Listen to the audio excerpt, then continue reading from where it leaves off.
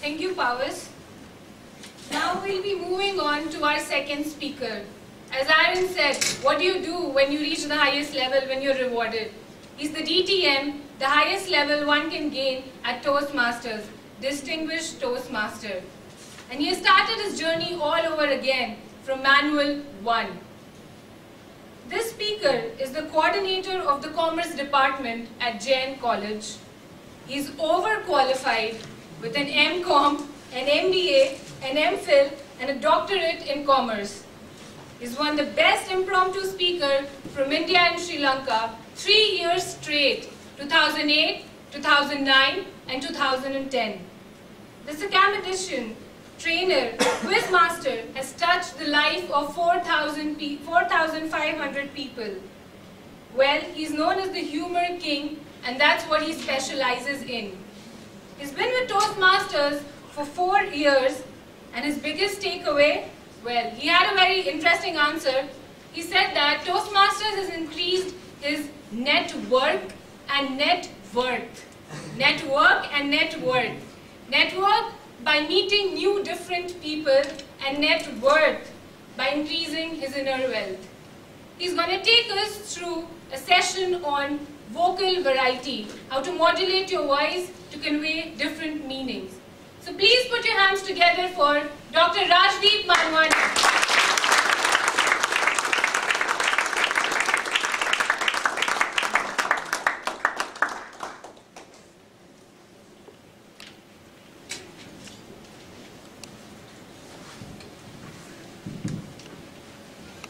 Good morning, everybody. Good morning. After you heard something international, it's now time to hear something local. Okay, so you're going to hear something on vocal variety. I'm sorry, yeah, not local. Anyway, whenever you talk about any speech, the content, the frustrations, the thoughts, everything comes out. Fantastic, as what Aaron Watson said. But the most important thing is, have you added enough masala to your content? Have you added enough spice? Have you put the salt? You might have the best dish, and to add that salt, to add that masala, to add that spice, there are two very potent tools. One is body language, and the other, which I'm going to speak today, is your vocal variety. Are you good enough to speak with the flavor in your voice? Just like you have flavoring, seasoning for your food, you have flavoring, seasoning for your speech. And this speech comes out brilliantly if you can add just a little bit of spice into your speech. And that's what I'm going to talk about. And do you think vocal variety is important? Yeah. Definitely it is. Extremely important. I'll tell you why. Different inflections on different words can mean something totally different. Now, all of you all know about Aaron Watson. He spoke, he gave a brilliant speech. Yes or no? Yes. Yeah, very good. Okay, now let's say I have to tell a statement about Watson. Okay? Just a plain statement. And I'm going to tell you how different inflections on different words can make so much of a difference. I did not say Watson beat his wife. Okay? That's the statement. Okay? What was the statement? I did not say Watson beat his wife. Now let's change. Now I'm going to put different words and different inflections and see how it changes the entire meaning of the sentence. I did not say Watson beat his wife. That means Pavas Chandra would have told, somebody else would have told. But I did not say Watson beat his. I did not say Watson beat his wife. I might have done some actions, gesticulations, done something else, but I did not say he beat his wife. Let's change it a little bit. I did not say Watson beat his wife. Pavas Chandra would have beaten his wife. But it was not Watson who beat his.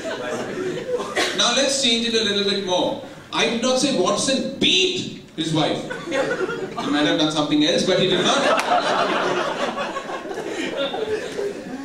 Let's change it a little more. I did not say Watson beat his wife.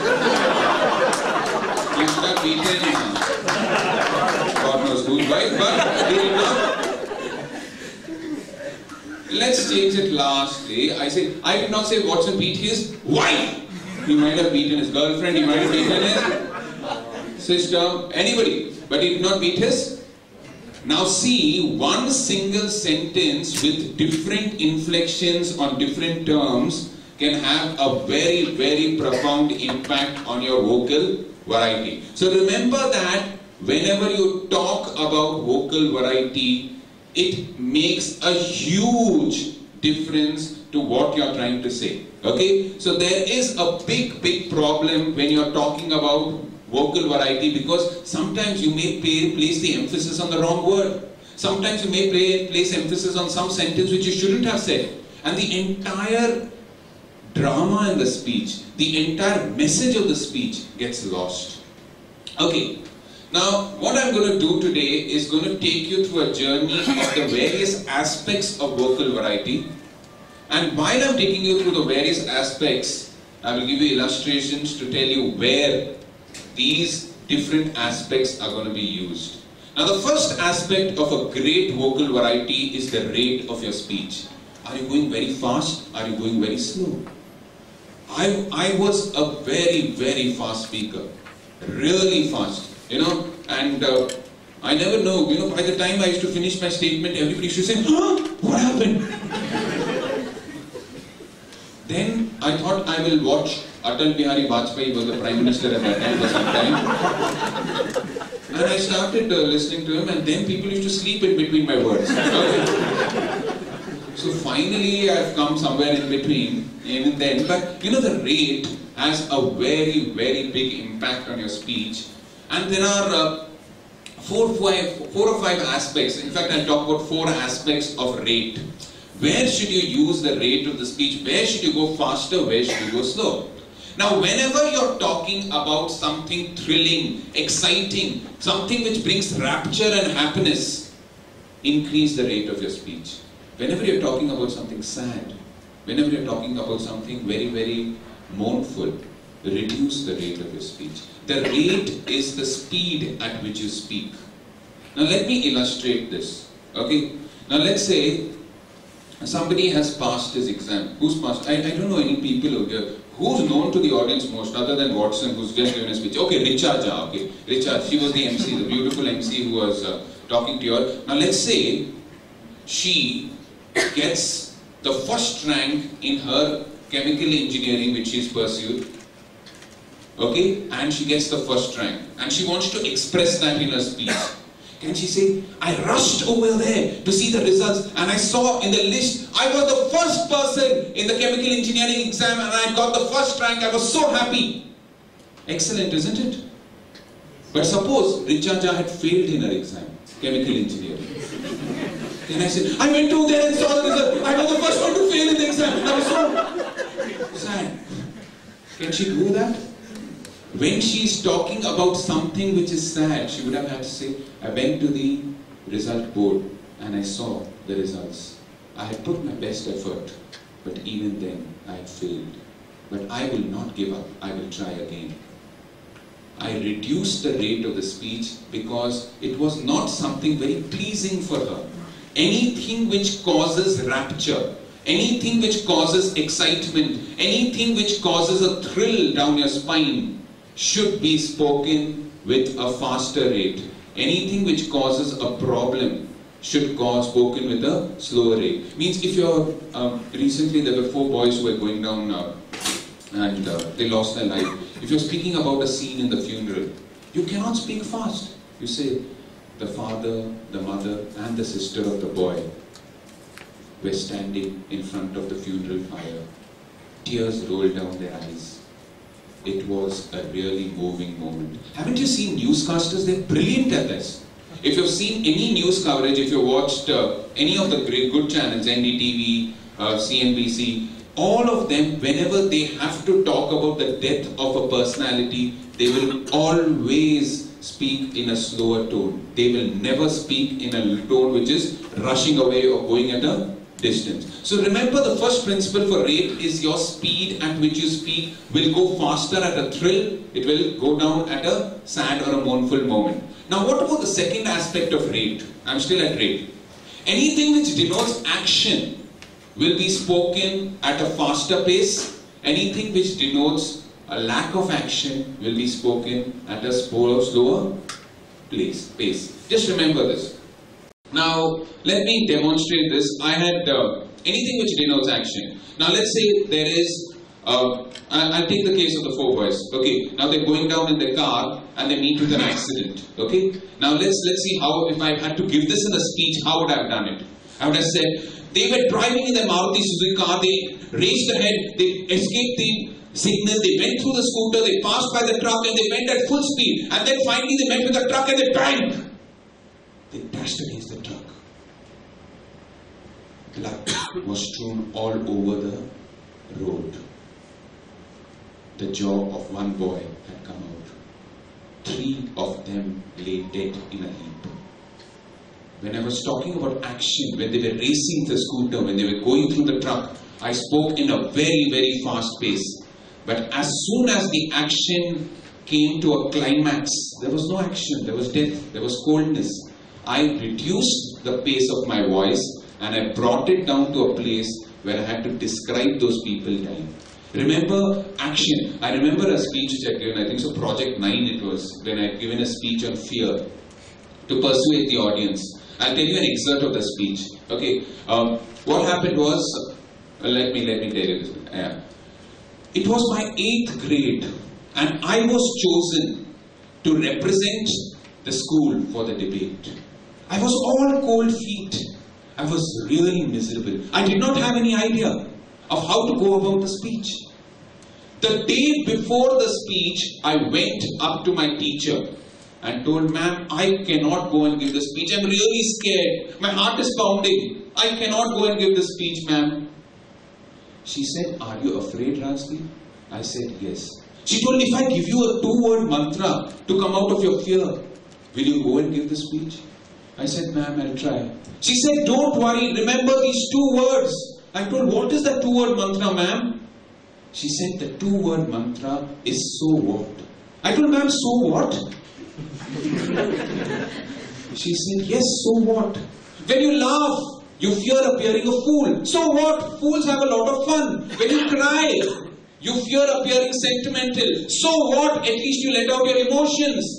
When you love, you fear appearing rejection. So what? At least you had a blissful feeling. When you try, you fear appearing to be rejected. So what? At least you made an attempt. But the greatest fear of all is the fear to risk nothing. For the man who risks nothing, does nothing, is nothing and becomes nothing. So that was a part of my speech when I did my Persuade Your with Power. And I remember there was drama in this. There was drama when she was telling, when you laugh, you fear appearing a fool. So I went fast. So what? If I had gone a very leisurely pace in this, it wouldn't have gathered that much of impact. When you cry, you fear appearing sentimental. So what? You let out your emotions. When you laugh, you fear rejection. So what? You had a blissful feeling. When you try, you fear failure. So what? At least you made an attempt. But the greatest fear of all. So when I went through all those 4 statements, there was action. I had to go faster on those words because it had that impact of drama in it. Whenever there is drama, try and improve the rate of your speech. Whenever there is no drama, reduce the rate of your speech. Sticking on to rate, I'll just get 2 more aspects because these are really important. The third thing is, whenever you're denoting speed, you have to go fast. Now let's say, one of my all-time favorites, commentator, is this guy called Tony Craig. I don't know if you have heard him. Yes. If you've heard him describe Sachin Tendulkar hit a boundary, you should see the pace at which he goes as if he's running along with the ball to the fence. Sachin Tendulkar has cracked the ball through extra cover. The ball is racing towards the fence. The beleaguered fielder is running after the ball. The ball is running towards the field and there it crashes into the boundary and 4 and Sachin Tendulkar makes a century. You know, it looked as if he was running after the ball and he was going so fast. That's a different matter than Sachin Tendulkar doesn't hit boundaries nowadays, but that is... That's a different matter. That's a different matter.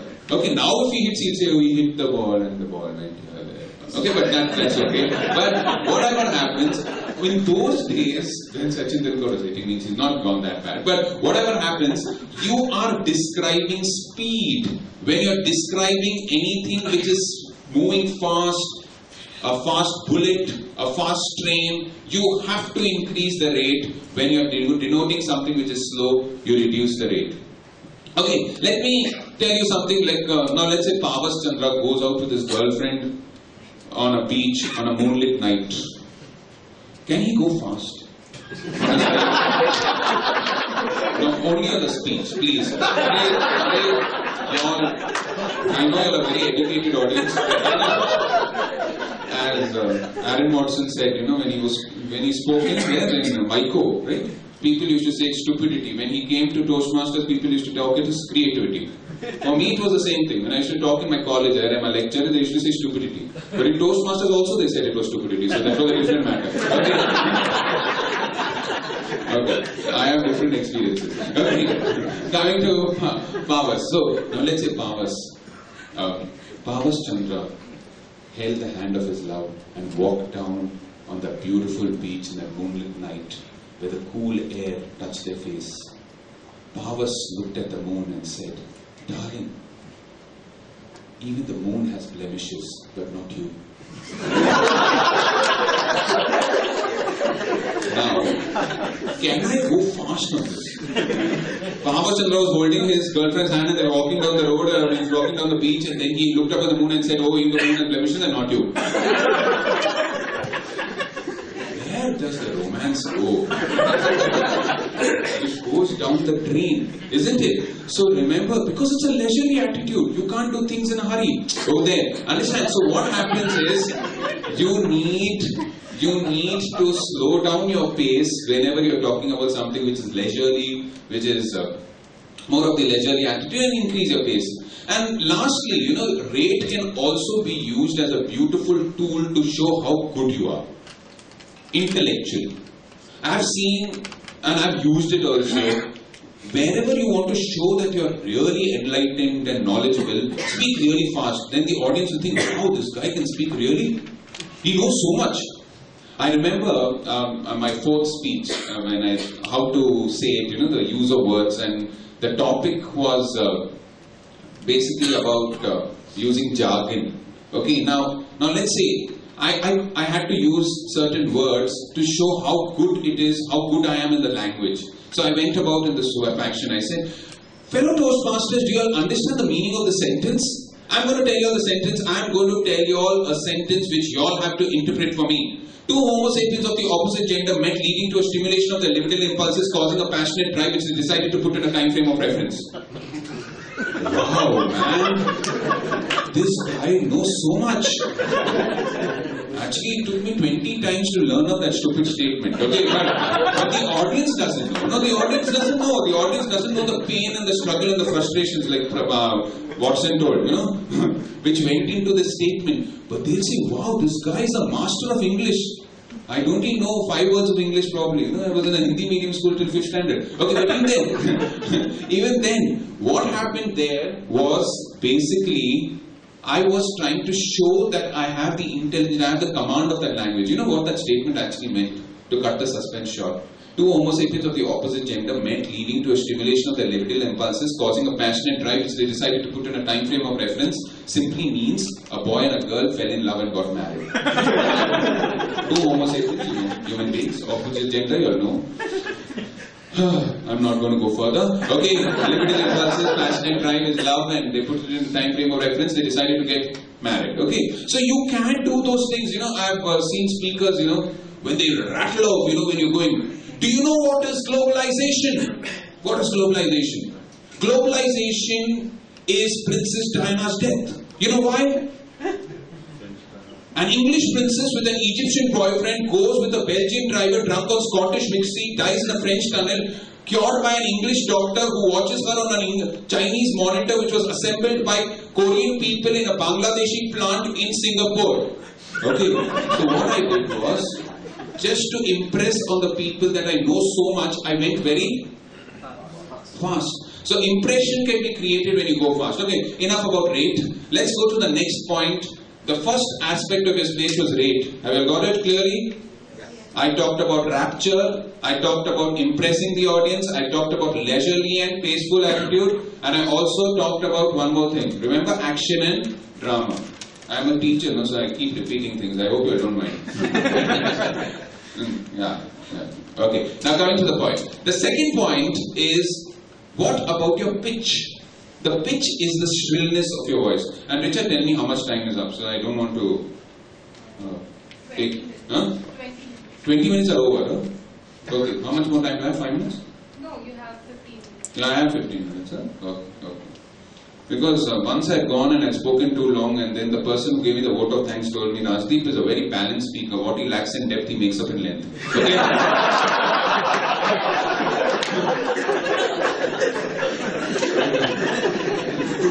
So I don't want that to happen. All of y'all will... Okay, fine. Let's go to the next aspect. That is pitch. Now, pitch can be used in two ways. The first way in which pitch can be used is basically for characterization. You can use a baritone or a very squeaky voice or a female voice just to add characters to your speech. Okay. Now let's take the story of the lion and the mouse. Okay. Now if I have to narrate the story of the lion and the mouse, if I have to make it really effective, I'll say, once upon a time there lived a lion, and in the same jungle there lived a mouse. One day the lion got stuck in a net which was laid down by a hunter. The lion roared, "Who can save me?" The mouse said, "I can save you, I can save you." The lion said, "You stupid fellow, you're so small, you can't save me." The mouse said, "Yes, I can." He gnawed away at the net and the lion went free. The lion said, "Yes, good things come in small packets." The mouse said, "Yes, I always told you." Okay, see now I bought the lion and the mouse. I characterized the lion, I characterized the mouse by two different voices, isn't it? When you're speaking about two different characters in your speech, which have a huge contrast, you should do this, isn't it? And you know, pitch can also be used to exaggerate. I remember I had given one speech, I don't know, it was the advanced manual when I was talking about some humorous speech, yeah. And this was a real life incident which happened. I took the MBA students, it went like this, I took my MBA students to the basement hall where I had prepared a beautiful presentation on marketing, a PowerPoint presentation. And as usual, when the PowerPoint presentation starts, all the lights get dim and then gradually the lights are put off. As soon as the lights were put off, I heard a girl from the last bench shout out, "Leave me out!" And then all the power went out of my point. How was she shouting, "Leave me out"? And then I went on.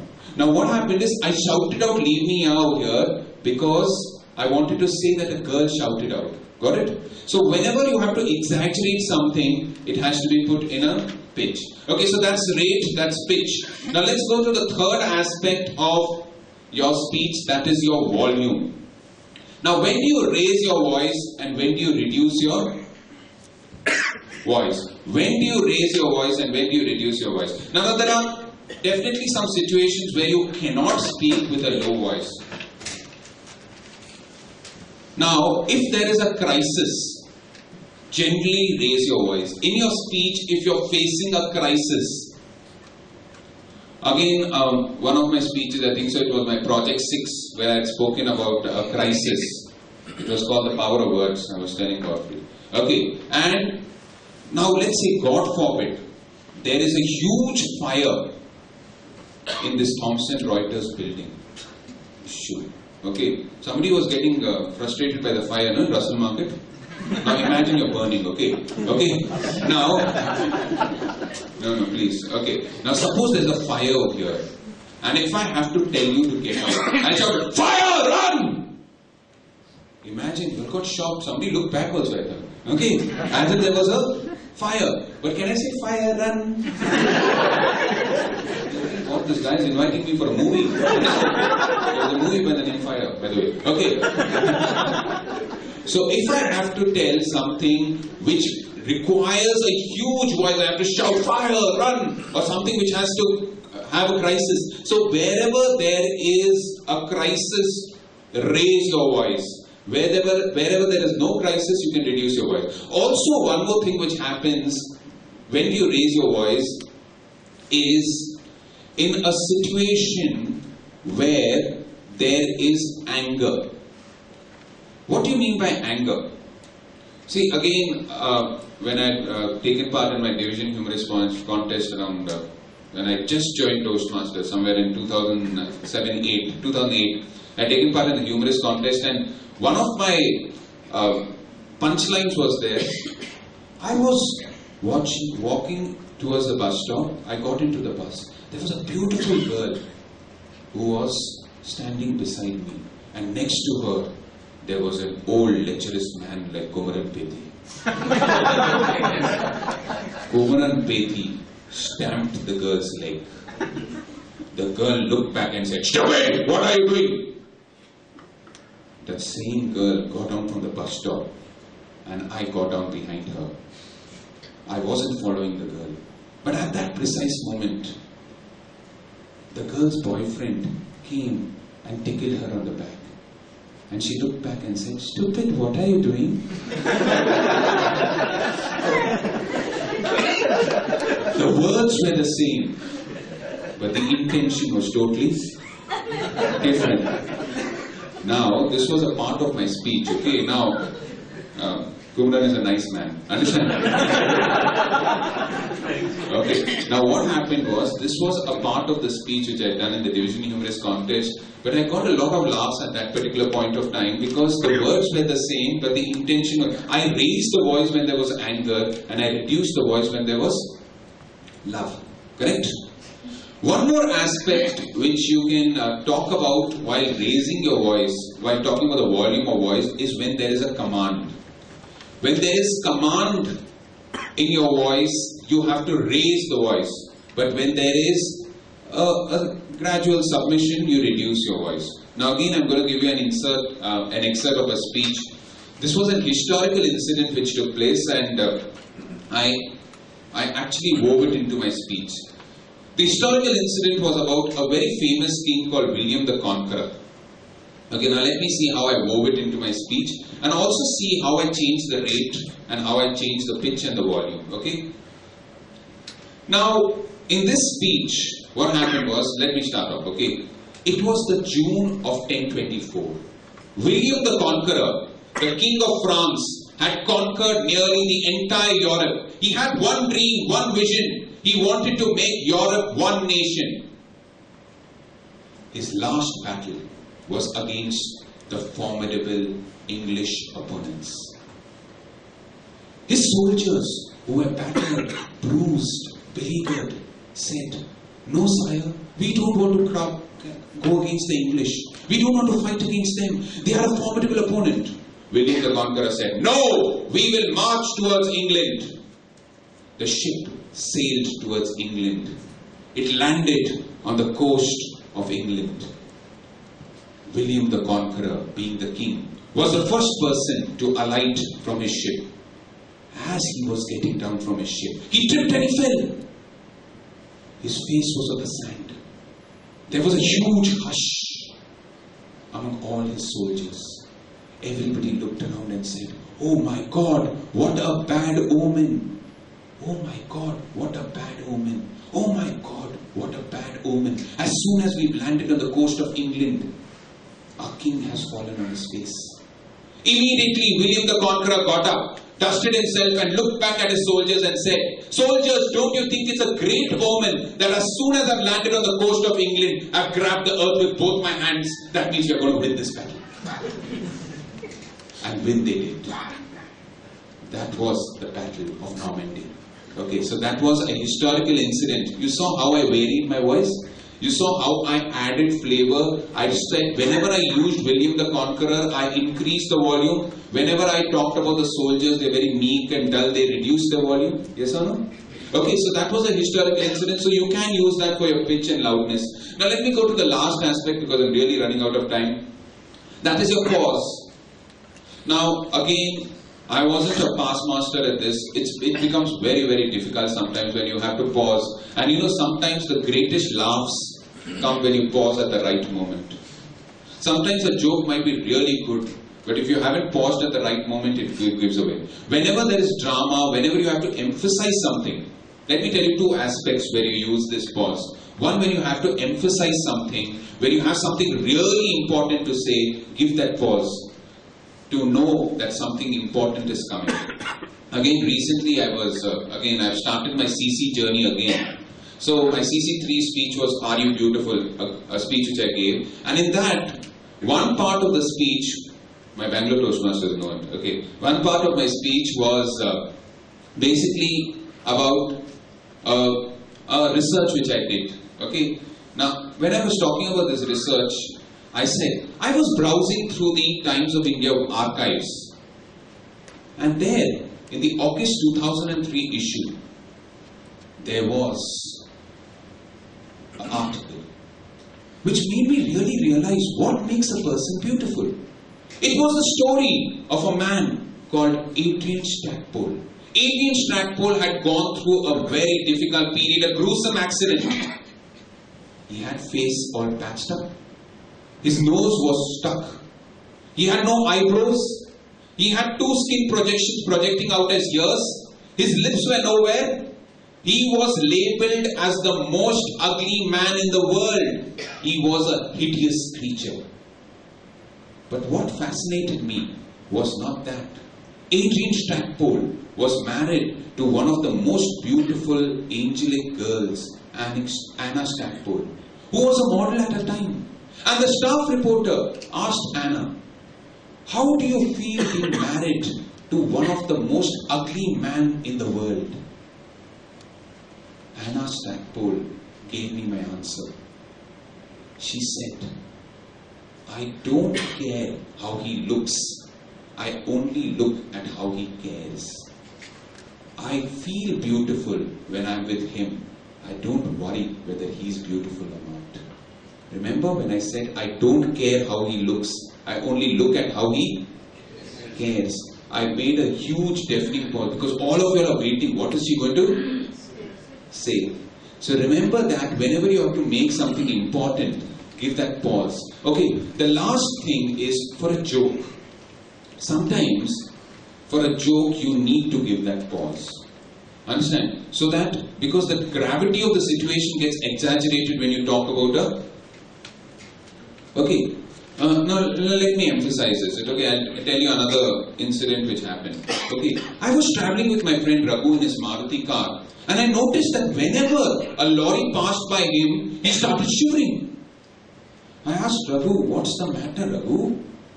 He looked at me and he said, Rajdeep, I can't help it. My wife has eloped with a lorry driver. And before I could offer him my consolations, he said, now I fear that lorry driver might return her back.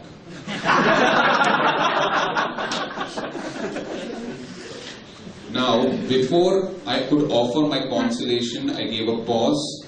Then he said, now I fear that he might return her back. So sometimes for a joke, or if you're making a statement like, there's a famous quotation by George Bernard Shaw. He said, when that man was speaking, from Dena Bank, what was your name, sir?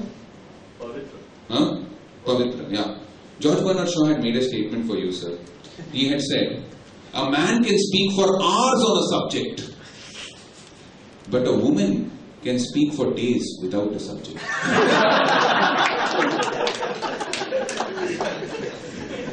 Okay. So I'm not at all gender biased. Please, this was just for the sake of the audience. Okay, so please, sir, I didn't mean that you can speak for us, but I'm just talking about it in a light way. Please, any resemblance to real life characters is purely coincidental. Okay, Powers, Watson. Okay, all of that. Okay. No, but please.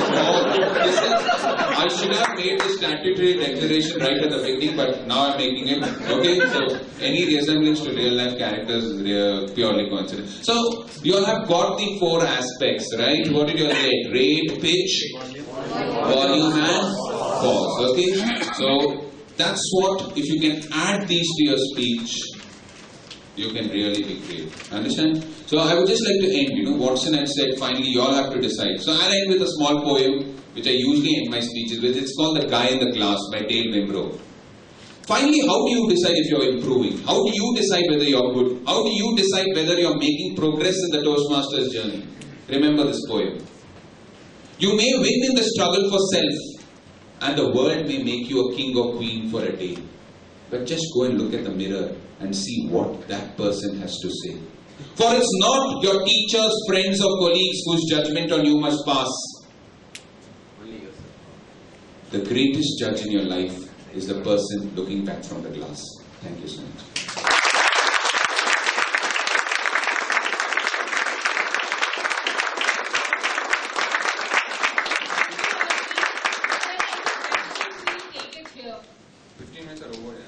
It's okay, we can have a question answer session. Do any of you have any questions to ask Rajdeep? Okay, then that's it. I'll call upon Powers to present the bouquet, please.